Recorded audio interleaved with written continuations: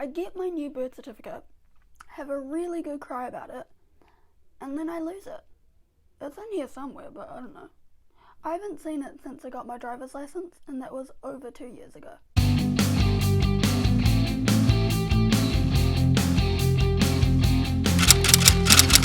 G'day everybody, welcome back to my channel. I'm Madison Paige, and today I am going to be talking to you about how you can change your name in Aotearoa. This is a video I've actually been wanting to make for about 3 years, and I just never did because I thought it went against my branding. But then I decided to throw branding out the window and post whatever I want whenever I want, so it's fine. There's plenty of reasons why somebody might want to change their name.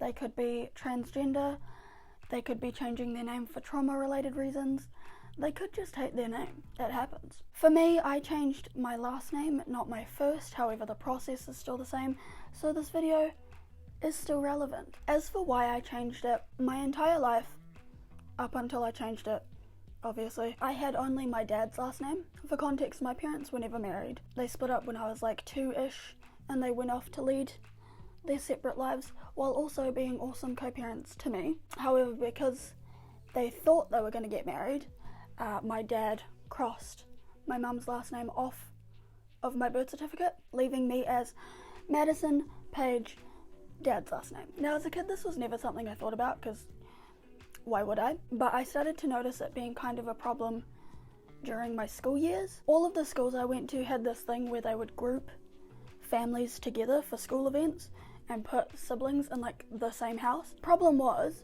nobody knew my brother and I were related because we had different last names and 9 months out of the year we looked nothing alike. So every few years I would have to go into the administration and be like, hey, we're related, group us together.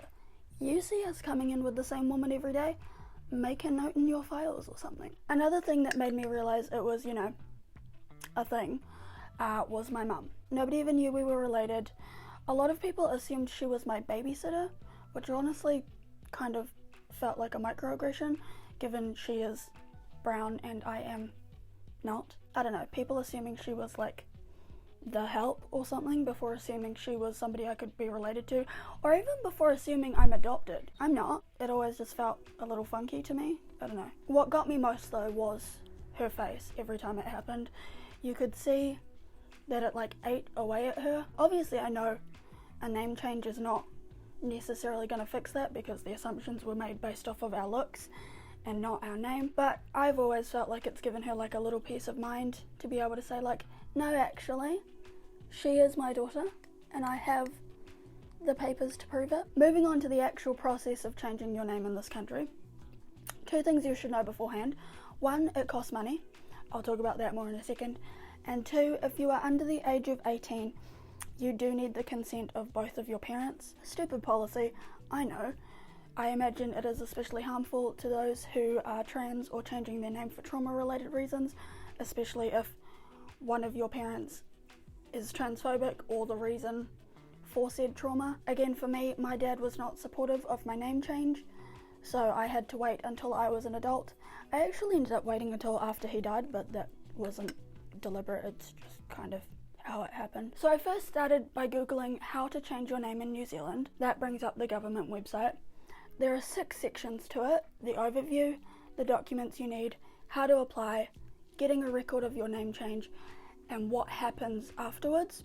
Oh, and forms. In the overview, it mentions how you can change your name if you are over the age of 18 and a New Zealand citizen or someone entitled to live here indefinitely. Now again, if you are under the age of 18, it is possible, but you need the consent of both of your parents unless they are missing or unlocatable, so like not officially missing, but you can't find them, dead, or of unsound mind / unable to act due to a medical condition. However, the available parent must provide proof of this. Another way to go if you are under the age of 18 is to get married, though I want to be super clear, I am not recommending or encouraging that.